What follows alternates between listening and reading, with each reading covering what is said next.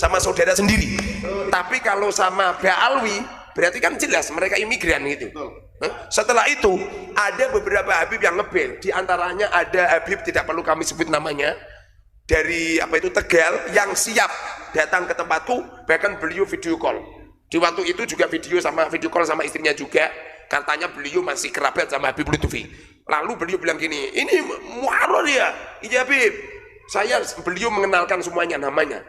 Lalu beliau bilang, kamu nantang ngejak debat ya? Enggak lah Bib, saya pengen diskusi, bukan nantang Bib. Itu yang mengatakan nantang itu netizen Bib, yang memframing tulisan saya.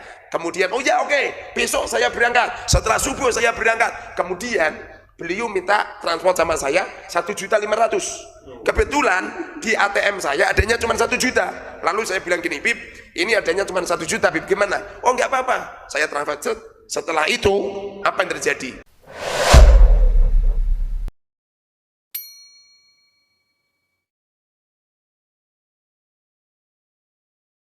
Assalamualaikum warahmatullahi wabarakatuh. Allahumma sholli ala sayyidina Muhammad wa ala ali sayyidina Muhammad. Sobat santri dimanapun Anda berada ya, kita ketemu kembali dan semoga sobat santri masih dalam kondisi sehat walafiat. Barusan ya di cuplikan awal video ada Kiai Haji Muharrar ya yang mengatakan ada seorang oknum habaib ngamuk-ngamuk ya pada beliau ya karena sudah dituduh menantang debat dan lain sebagainya.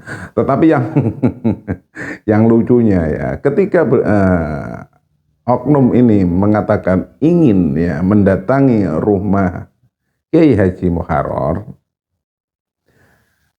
orang ini malah minta uang transport. Ini apa enggak konslet? Dia yang marah, dia yang mau datangi, minta diongkosin. Bagaimana kelucuannya videonya dan rahasia apa yang akan dibongkar oleh Kiai Muharrar?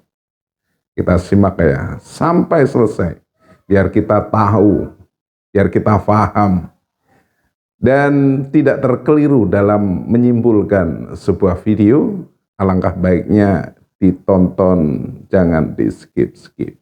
Dan sebelum lanjut videonya, buat Anda yang belum subscribe channel ini, silahkan subscribe. Biar setiap channel ini upload video terbaru, Anda adalah orang pertama yang mendapatkan notifikasinya. Dan mari kita simak videonya, silahkan. Sesungguhnya polemik nasab atau problem tentang nasab yang beredar di Indonesia, kita semua rakyat Indonesia, siapapun orangnya lah, nggak pengen kita nyakitin orang, itu nggak pengen.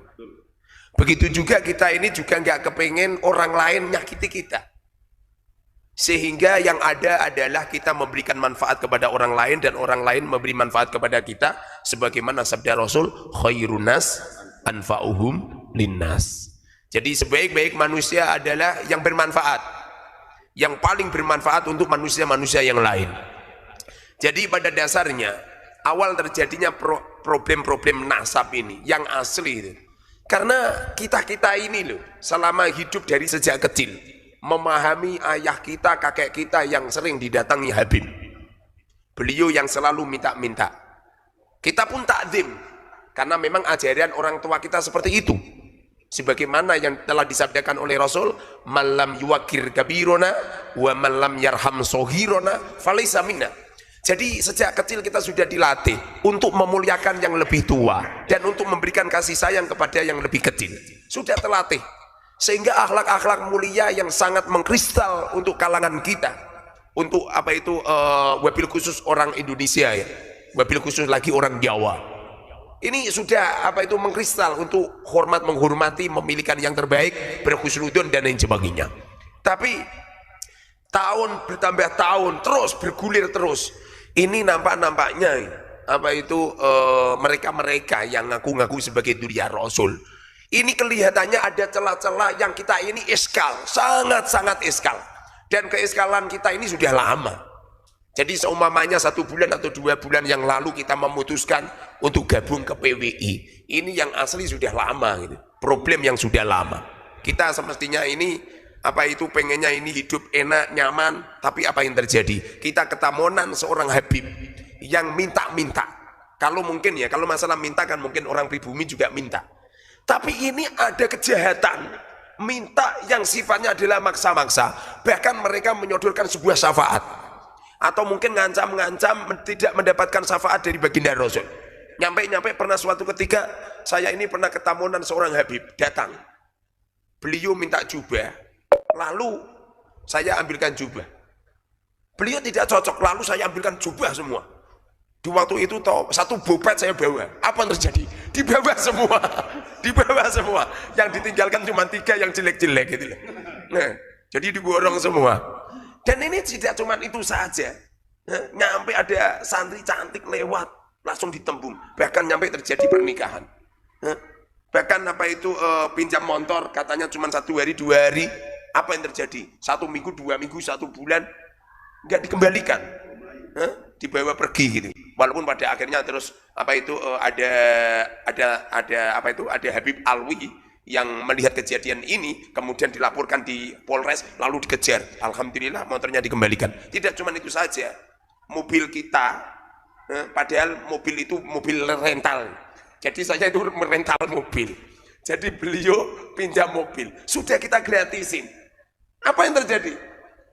2 hari, 3 hari, 1 minggu enggak datang. Pada akhirnya apa terjadi? Kita juga tanggung jawab untuk membayar apa? Rentalan. Digadekan gitu loh. Pada akhirnya mereka tidak bertanggung jawab. Ini yang sangat-sangat meresahkan. Dan ini maldorot gitu loh. Padahal dalam kehidupan kita kan maldorot. Jangan sampai orang lain itu maldorot pada kita. Waladiloro. Dan kita juga jangan sampai apa itu memaldoroti ke orang lain gitu. Ini gara-gara semacam ini kami sering istikharah. Belum ada jawaban. Di waktu apa itu Kiai Haji Imaduddin menggulir sebuah keilmuan tetis, kami masih tidak cocok. Bahkan pidato-pidato saya kalau panjenengan lihat di apa itu beberapa media sosial, saya ngecam tetisnya Kiai Imad. Tidak setuju sama sekali. Karena saking khusnudonnya gitu loh. Karena apa itu bagaimana tidak? Rasulullah mengatakan, aku tinggalkan kepada kamu semua 2 perkara, kan kitabullah wa itrati. Jadi apapun yang terjadi pada dunia Rasul tetap kita tutupi. Tapi apa yang terjadi? Masya Allah, tidak cuma itu saja loh. Nyampe saya itu sering dikatakan kiai fasik dan sebagainya. Gara-gara apa coba? Gara-gara ada yang jual sarung, satu kodi, 2 kodi, ada yang jual figura, padahal figuranya paling ya segitulah. Ini kalau dibeli di pasar paling itu sekitar 500.000. Dipaksa harganya 4 juta sekian. Lalu kita punyanya cuma uang 500.000. Habib mohon maaf, ini ada uang 500.000, udah nggak usah dijual ke saya. Ini untuk Habib saja. Apa yang terjadi? Marah-marah. Bahkan mengatakan apa itu ulama fusak gitu. Pada akhirnya kita hutang-hutang. Walaupun setelah kita hutang itu kita juga tersiok-siok untuk membayar. Ini loh, Masya Allah. Setelah itu saya apa itu mendapatkan isyarah dan mendapatkan apa itu mimpi-mimpi dan lain sebagainya. Pada akhirnya kita putuskan untuk ikut PWI. Saya masuk di PWI, ini yang asli gitu. Bukan berarti saya mendapatkan keuntungan ada dana sekian miliar gelontor. Jangankan ada dana gelontor, justru kita ini Masya Allah kocek gitu loh. Oh, jadi tidak cuman apa itu tidak cuman harta, tidak cuman tenaga, tidak cuman pikiran. Nyampe kita ini seakan-akan ini bunuh diri kita seakan-akan. Orang memframing dengan framing negatif. Apa itu kecaman negatif dan lain sebagainya. Pokoknya Masya Allah ini kalau benar-benar tidak diniati untuk berjuang li'ilahi kalimatillah, untuk apa itu menyelamatkan anak-anak bangsa, untuk menyelamatkan apa itu pribumi yang saat ini kelihatannya sih Belanda sudah pergi Ustaz. Tapi peninggalannya Belanda ini Habib-habib ini loh, Masya Allah. Mereka itu sifat-sifatnya itu kalau kita mau berpikir dengan hati yang jernih dan otak yang jernih, ini ada indikasi untuk menguasai, indikasi untuk apa itu untuk menjajah. Dengan bukti banyak lah video-video, insya Allah rakyat Indonesia ngerti semua lah, nggak perlu kita jelaskan gitu.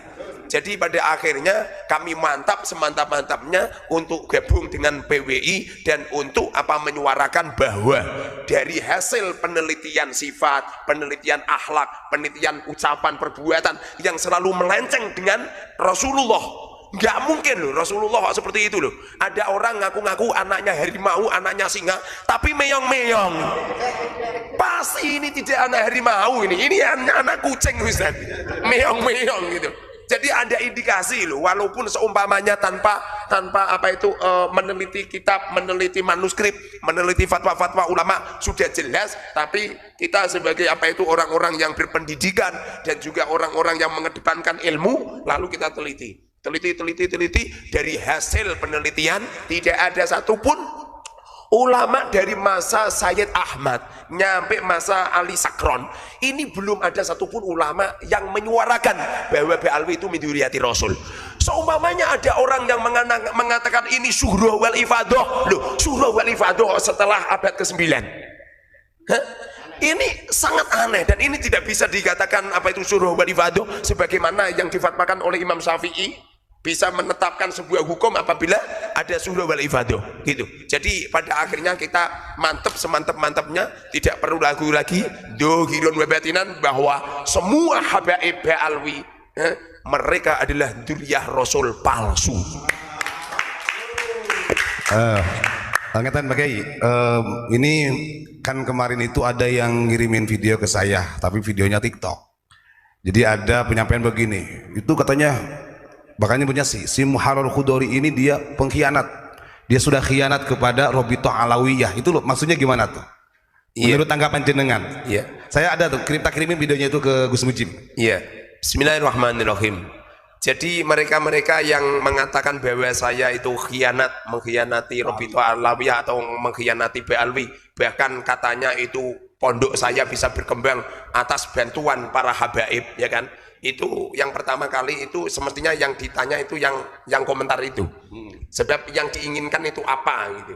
Yang pasti kami belum pernah mendapatkan bantuan dari Habib 1% pun untuk pembangunan pondok, belum pernah.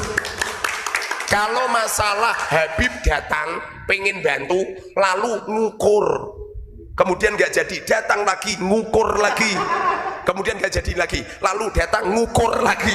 Jadi ngukur istri saya itu nyampe ngomong gini, loh ini ya Habib mau pekerjaannya ngukur, nyampe beliau wafat itu pernah. Jadi ngukur nyampe beliau wafat itu pernah. Jadi apa itu nggak benar kalau apa itu pondok saya ini dibantu sama Habib, bahkan apa itu pondok saya maju pesat karena jasa-jasanya Habib, itu nggak benar itu. Kami bisa apa itu membuktikan semuanya. Terus yang bikin panjenengan Pak Kiai sampai mantap karena terkenal sebagai muhibin yang kuat ya, sehingga ada orang yang berani berstatement bahwa Muharrar ini sudah hianat kepada Ba'alwi, berarti kan itu mereka sudah paham bahwa jenengan ini muhibin kuat. Iya. Nah, yang membuat jenengan bisa terlepas dari kengkerangan muhibin itu apa sih? Dari apa itu pengalaman kami yang bertahun-tahun ya, kami didawiri sama Habib-Habib itu, minta uang, minta barang dan sebagainya. Bahkan pernah suatu ketika saya itu kan kebetulan bangun. Kebetulan di samping saya itu herbil banyak. Saya ketamunan Habib bawa pick up. Itu herbil saya diangkut semua. Bahkan teman-teman juga gitu diangkut gitu loh. Jadi kami ini yang asli sudah SK lama gitu loh. Mosok dzurriyyah Rasul seperti ini, mosok dzurriyyah Rasul akhlaknya seperti ini, mosok dzurriyyah Rasul malah merugikan dan lain sebagainya. Selain itu yang asli yang menjadikan kami mantap.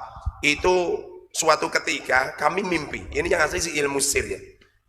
Saya harus menyampaikan karena ini adalah jembatan kami bisa mantap sampai bisa seperti ini gara-gara Syekhina guru kami, tidak perlu kami sebut karena ada beberapa orang yang hasut kalau guru kami sebut. Jadi kami itu nganter istri ke pasar, jadi setiap jam 2 kan pasti saya apa itu istiqomah ngantar ke pasar. Ngaji saya sama santri itu dari setelah subuh sampai jam 2 malam. Biasanya setelah jam 2 langsung kami ngantar ke pasar. Tradisi kami dari sejak kecil memang dawamil wudhu ya. Jadi nggak pernah kami dalam keadaan hadas. Suatu ketika kami duduk, kami tidak tidur. Cuma kami ini diberi keistimewaan oleh Allah. Sudah lama saya itu bisa mimpi dalam keadaan terjaga. Jadi seumpamanya orang itu mengomentari saya, memframing yang jelek silahkan. Iya. Yang paham tentang ini adalah orang yang pernah ngalami. Jadi saya ini sering nyupir mobil mimpi.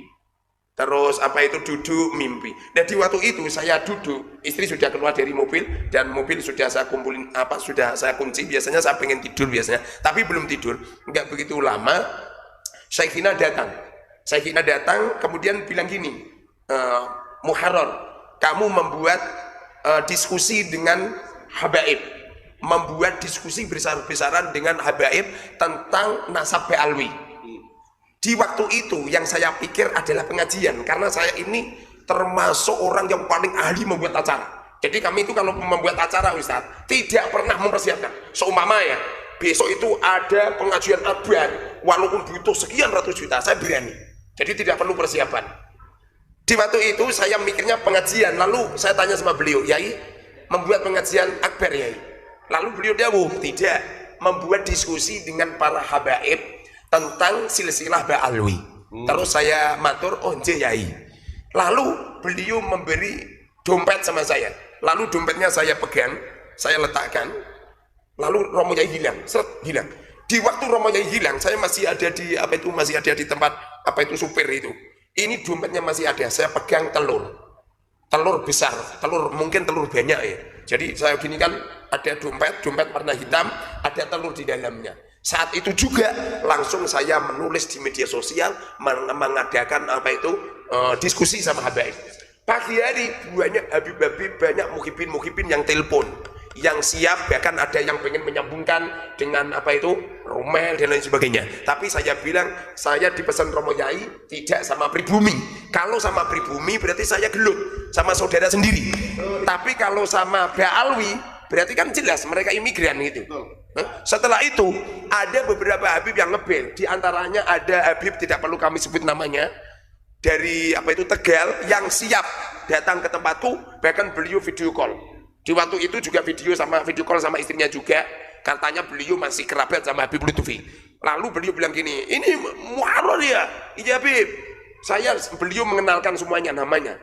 Lalu beliau bilang, kamu nantang ngejak debat ya? Enggak lah Bib, saya pengen diskusi, bukan nantang Bib. Itu yang mengatakan nantang itu netizen Bib, yang memframing tulisan saya. Kemudian, oh ya oke, besok saya berangkat, setelah subuh saya berangkat. Kemudian beliau minta transport sama saya 1.500.000. Kebetulan di ATM saya adanya cuma 1 juta. Lalu saya bilang gini, Bib, ini adanya cuma 1 juta Bib, gimana? Oh enggak apa-apa, saya transfer. Setelah itu apa yang terjadi? Setelah subuh saya sudah menyiapkan youtuber. Jadi live streaming sudah saya siapin semua, dan kami pun persiapan. Saya tidak pernah persiapan tentang keilmuan karena saya paham betul habaib itu biasanya nggak begitu ilmiah biasanya, jadi nggak perlu kita siapkan keilmuan gitu. Setelah itu ditunggu jam 7, 8, 9 nggak ada, ditelepon nggak diangkat, di WA nggak diangkat, nyampe malam hari nggak diangkat. Di waktu itu kami juga live kalau ada habib yang pengen dan lain sebagainya. Saat itu juga langsung saya ikrar untuk masuk ke PWI. Malam harinya saya bertemu dengan Romo Yai saya. Romo Yai saya di waktu itu umurnya 49. Jadi begini Ustaz, orang itu kalau mimpi bertemu dengan Rasulullah atau bertemu dengan siapa saja, kalau umurnya kok tidak umur akhir hayat, bohong berarti. Jadi saya itu ketemu sama Romo Yai atau ketemu sama siapalah, itu biasanya umur terakhir. Jadi di waktu itu kan Romo Yai sakit di kursi roda. Beliau nemuin saya, beliau cerita-cerita ilmu sir, ilmu yang aneh-aneh, nggak perlu saya sampaikan ya. Lalu beliau senyum, pertanda kalau beliau ridho ikhlas atas saya gabung ke PWI. Setelah itu langsung saya memberanikan diri untuk debat, untuk diskusi. Bahkan nyampe detik ini belum ada satupun habib yang diskusi sama saya kalah, belum pernah. Ya ini yang jadikan saya semakin mantap, karena saya yakin Syekhina, beliau yang sudah masuk di alam dua alam dunia dan alam kubur. Sedangkan seumpamanya saya dinasihatin sama Ustadz Mujib, tidak mungkin saya percaya, karena beliau belum masuk alam kubur. Begitu juga ustadz-ustadz yang lain. Jadi yang menjadikan mantap seperti itu. Yang asli ada yang lain Ustadz. Ada yang lain. Cuma itu ilmu sir, tidak perlu saya sampaikan. Karena netizen seperti itulah. Semoga berkah. Baik, terima kasih. Mungkin untuk yang terakhir bisa jenengan kasih motivasi buat para netizen, karena memang tetap ya walaupun kita live stream seperti ini, di netizen Ponpes Unik juga banyak ada yang macam-macam komentarnya. Artinya cara bersikap dalam hal seperti ini, monggo panjenengan untuk menutup sekaligus memberikan motivasi kepada mereka-mereka. Monggo. Ya, Bismillahirrahmanirrahim. Teman-teman semuanya, wabil khusus teman-teman kami yang muhibbin, insya Allah lah, Kak, bukan sekedar insya Allah, saya yakin semua anggota yang masuk PVI itu mantan muhibbin semua. Nyampe saya diberi julukan sama Yai Imad, saya ini rajanya muhibbin di Indonesia, rajanya muhibbin ini. Jadi aku yakin teman-teman yang masih muhibbin saat ini, kalau memang daerah panjenengan adalah daerah pejuang, daerah yang pernah ikut mengibarkan bendera sang merah putih untuk mengusir penjajah, aku yakin nggak begitu lama beliau akan ikut pada PBI. Tapi kalau mereka daerahnya daerah Jongos Belanda, daerah-daerah yang dulu seperti Habib di waktu terjadi perang Belanda, aku yakin panjenengan toh akan seperti mereka. Sebab ma fil aba fil abna, apa-apa yang terjadi pada ayah akan terjadi pada anak. Sebagaimana Abi Sufyan dulu memusuhi Rasulullah, pernah mengadakan perang kepada Rasulullah. Walaupun Sufyan ini punya anak namanya Muawiyah, yang beliau adalah seorang sahabat yang solih, ahli ibadah, ahli puasa, masya Allah luar biasa. Tapi apa yang dikatakan oleh Rasulullah pernah mengatakan kepada Muawiyah, akan terlahir dari dirimu seorang yang akan membantai keluargaku. Nyampe Sayyidina Muawiyah ini tidak mau nikah karena sudah pernah dikatakan Rasulullah seperti itu. Tapi apa yang terjadi? Pada akhirnya Sayyidina Muawiyah punya penyakit yang sulit diobati, dibawa ke dokter, dibawa ke tabib, dibawa ke dukun-dukun, tidak ada yang bisa menyembuhkan. Semuanya menasihatinya untuk nikah. Tapi berhubung beliau sudah dikatakan Rasul akan terlahir pada dirinya seseorang yang akan membantai durinya Rasul, beliau pun tidak mau nikah. Tapi penyakit semakin kronis, semakin luar biasa. Pada akhirnya ada seorang ulama, ada beberapa orang-orang pendeta menasihati sama beliau, wahai Muawiyah, nikahlah kau dengan seorang wanita yang mandul, diperkirakan tidak bisa hamil. Kemudian diterimanya lalu nikah. Apa yang terjadi? Baru dikumpulin satu kali langsung hamil, lahirlah Yazid. Bagaimana setelah Yazid lahir? Yazid inilah yang mengerahkan, bahkan menjadi gembong pembunuh Duriah Rasul bersama dengan Ubaidillah bin Ziyad. Ini dua gembong yang pernah membantai Duriah Rasul. Makanya jangan heran, ma fil aba fil abna, apa-apa yang terjadi pada ayah akan terjadi pada anak. Aku yakin mereka-mereka yang benci dengan ulama-ulama yang memperjuangkan Wali Songo ini, mereka yang benci bahkan menfitnah, bahkan mencaci maki, mereka itu juga jongos Belanda. Dulu di waktu zaman penjajahan, mereka juga ikut serta-merta untuk membantu para Belanda. Maka darinya para teman-teman yang masih jadi muhibbin seperti saya dulu, ayo kembalilah panjenengan semua ke bumi pertiwi. Bumi pertiwi masih menerima pertobatan Anda. Jangan pernah husnudon, nggak bener. Husnudon setelah ba'da wujud dalil tidak boleh. Husnudon setelah mengetahui ini ada dalil tidak boleh. Kamu sholat, setelah sholat Ustadz langsung ambil air wudhu, langsung istihad menghadap kiblat ke sana. Sholatnya menghadap ke sana, mengira kiblat ke sana. Setelah sholat, di pertengahan sholat, Ustadz Mujib ngomong, Ustadz kiblatnya di sana, kok ngeyel, maka sholatnya tidak sah. Husnudon semacam ini tidak sah, karena ini ada hubungannya dengan Rasul. Perkara yang ada hubungannya dengan Rasul wajib diteliti, seperti wahyu yang diturunkan Allah kepada Rasulullah, seperti dawuh-dawuhnya Rasul hadis, seperti amaliyah rohnya Rasulullah, seperti penetapannya Rasulullah, bahkan darah yang mengalir kepada cucu-cucunya, sehingga kita tidak membuka sedikit pun peluang untuk oknum-oknum yang mudah ngaku-ngaku duriannya Rasul tapi akhlaknya jauh dengan Rasulullah. Pada akhirnya dialah orang yang meloreng-loreng Rasulullah SAW. Baik, terima kasih Sobat Santri di manapun Anda berada ya. Setelah mendengarkan apa yang disampaikan oleh Kiai Muharrar. Memang khususnya masyarakat Jawa itu sangat mudah sekali ya untuk dijadikan objek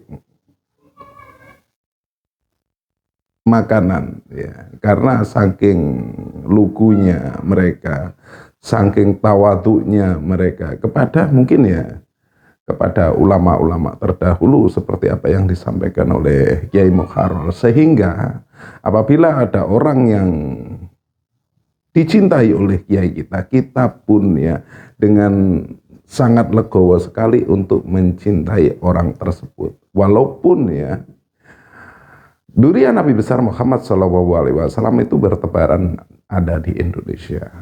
Apakah ini memang durian Nabi? Atau hanya mengaku-ngaku saja agar mendapatkan kepercayaan dan pundi-pundi ekonomi dari para pengikutnya. Sampai di sini dulu jumpa kita. Mohon maaf apabila ada salah kata, dan izinkan saya mohon maaf apabila ada yang terkeliru dari awal sampai akhir. Terima kasih buat Anda yang sudah klik video ini. Semoga Anda dalam kondisi yang sangat berbahagia. Buat Anda yang belum subscribe, silakan subscribe. Buat Anda yang sudah subscribe, semoga rezekinya dilambangkan. Terima kasih dan saya akhiri. Wabillahi taufiq. Benar apa yang sudah disampaikan oleh Kiai Haji Muharrar barusan ya. Semoga kita bisa memahami apa yang sudah disampaikan beliau, sehingga kita bisa menjadikan omongan beliau sebagai referensi. Apakah memang benar bahwa si A ini ya dzurriyyah Nabi, atau hanya sekedar mengaku-ngaku saja? Karena orang yang ta'zim, orang yang patuh, orang yang percaya 100% bahwa dzurriyyah Nabi besar Muhammad SAW itu bertebaran di Indonesia, ya hanya di negara kita ini. Dan memuliakannya itu hanya ada di negara kita Indonesia ini. Sehingga kadang ya banyak oknum-oknum yang dalam tanda kutip memanfaatkan situasi itu hanya untuk meraup pundi-pundi, hanya untuk meraup ketenaran. Sehingga ujung-ujungnya pasti uang. Terima kasih. Sampai di sini dulu jumpa kita. Maafkan apabila ada salah kata yang terkeliru dalam saya mereaksi video ini.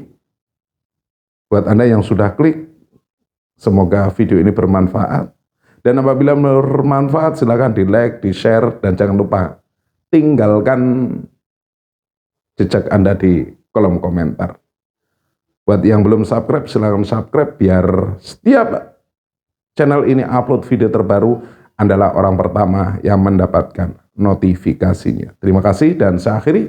Wabillahi taufiq wal hidayah. Wassalamualaikum warahmatullahi wabarakatuh.